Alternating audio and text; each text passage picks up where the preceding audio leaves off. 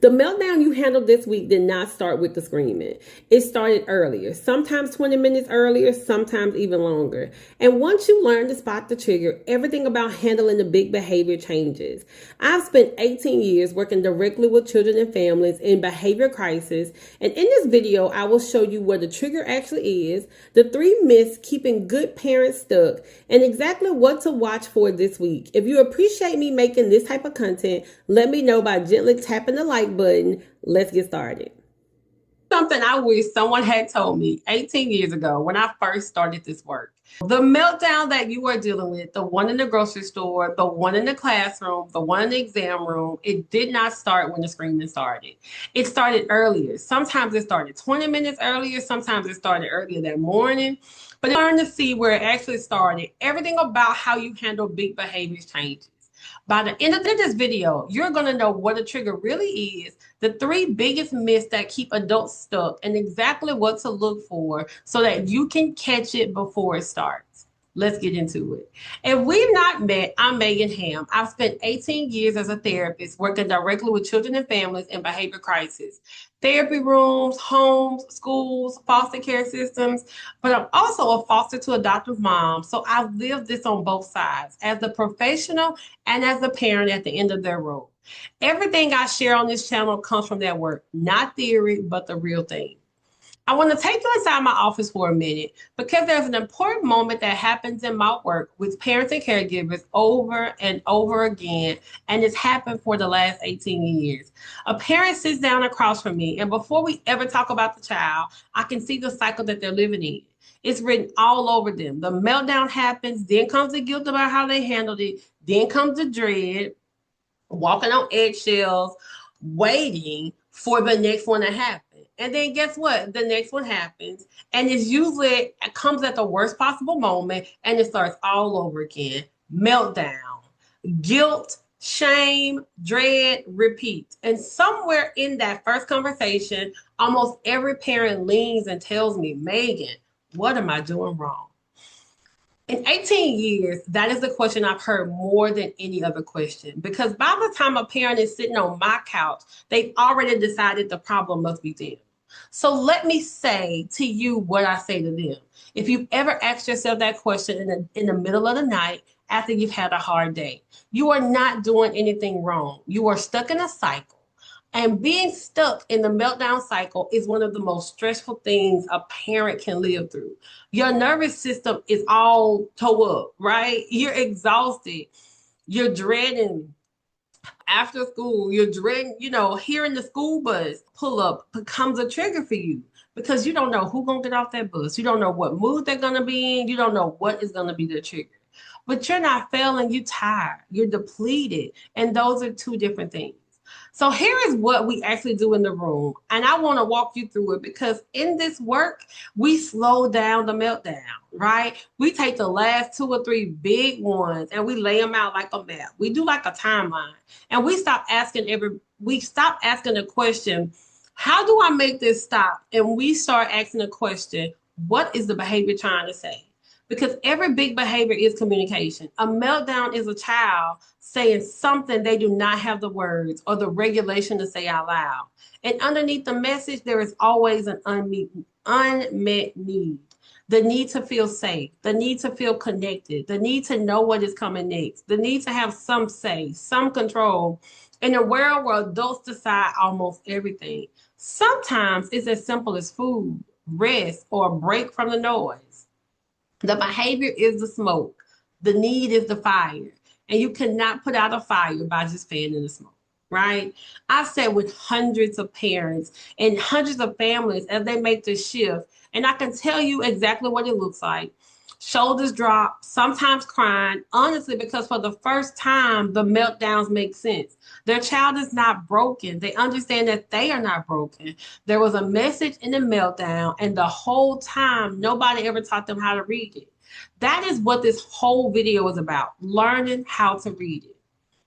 So let's define what a trigger is. Trigger has definitely become one of those words that everybody talk about, because everybody getting triggered.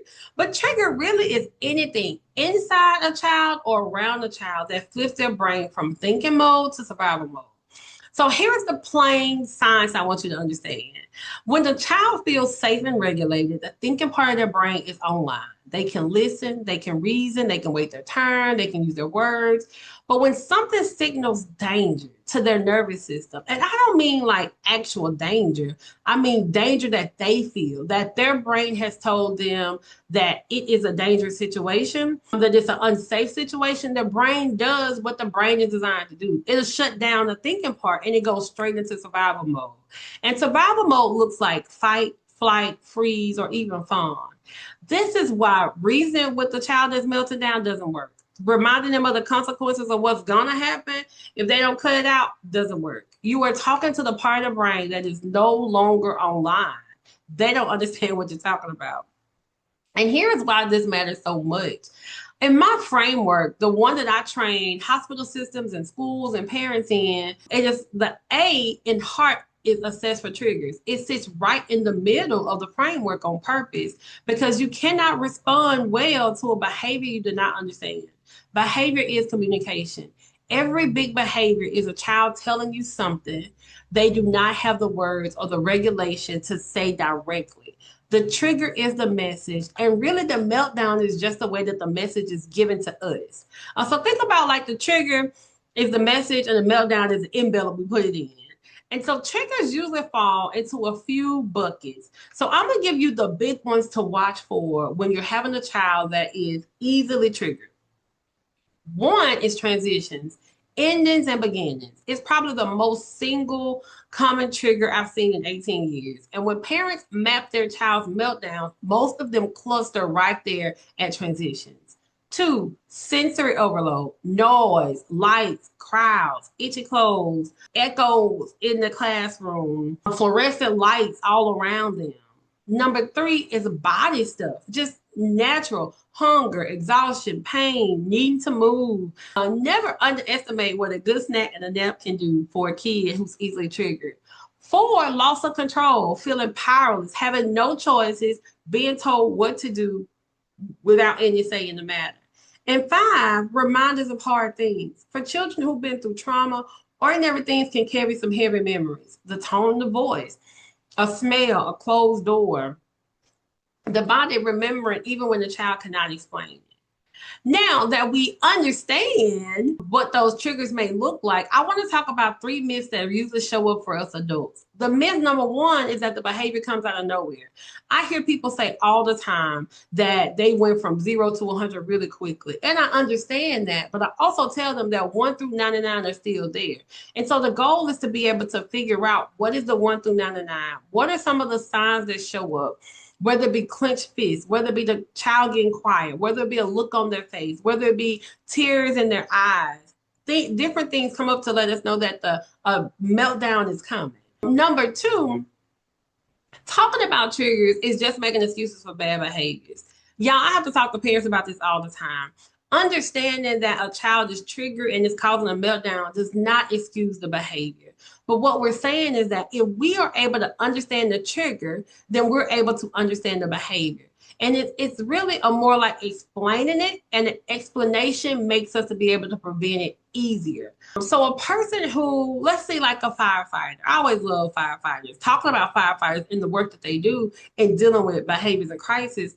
Because a firefighter who studies how fires start is not excusing arson, right? Knowing that a child falling apart at the end does not mean that the tablet never gets turned off. It just means that we learn things that we need to do and prepare of that in preparation for taking the tablet, or the tablet needs to be turned off so that we can help and put things in place. Myth number three, they're just doing it for attention. Y'all, it is hard to help. It's hard to understand that sometimes kids are doing behavior for attention. But if a child is willing to flip a chair over, a table over, or a desk over to get your attention, what is that telling you? Right? Maybe there's a need for connection. Maybe there's a need for something else that they're needing, that unmet need. And so behavior, instead of looking at the behavior as manipulation and punishing it, let's look at what is that behavior trying to tell us and how can we support the child. So what do you actually do when all of this is happening, right? So the thing that I want you to do this week is I just want you to do one thing. I want you to become a detective for just 1 week. You don't have to change how you respond just yet. You don't have to put all these things in place. I want you to just notice. Every time a big behavior shows up, I want you to ask yourself these three questions. And I want you to jot down the answers or put it in your notes app, put it on a sticky note, make a voice note on your phone, whatever works for you. What happened in the 15 minutes before? What was going on in their body? Were they hungry, tired, overstimulated? And what was being asked of them? Was it a transition? Was it a demand? Was it a loss of control? If you are a parent, watch your hardest hour of the day, whether it's in the morning when it's time to go to school, whether it's that hour and a half right after school, or even it might be when it's time to transition and go to bed. I promise you, there is a pattern there somewhere. If you are a teacher, I want you to watch for transitions. Is it lineup time? Is it center time? Is it time coming in from recess? You know, where in your classroom are you seeing these biggest behaviors? And if you're a professional like a nurse or a social worker or therapist, I want you to think about what happens the first couple minutes when a child enters your space. Is it the waiting room? Is it the intake process? Is it the doorway? Is it the loud noises in your office? Because the trigger often walks in before the child even does. Do that for 1 week, and I'm telling you, you will see patterns you have been standing in the middle of and you never noticed. And once you see the pattern, you are not managing behavior anymore. You then can start preventing it. So understand this. Triggers flip a child brain from thinking mode to survival mode. Behavior is communication, and the trigger is the message. The meltdown almost never starts when the screaming starts. And it's always mostly out of nowhere. Doesn't mean, it just means that I hadn't seen it yet. So your job for the next week is simple. I just want you to see it. I want you to notice it. I want you to be in detective mode. 15 minutes before it happens, tell me what's going on for 1 week. And if you are the parent who's been asking, what am I doing wrong? In the dark, at the end of the hard day, listen to me. You are not doing anything wrong. You are not failing. You are stuck in a cycle, and cycles can be broken.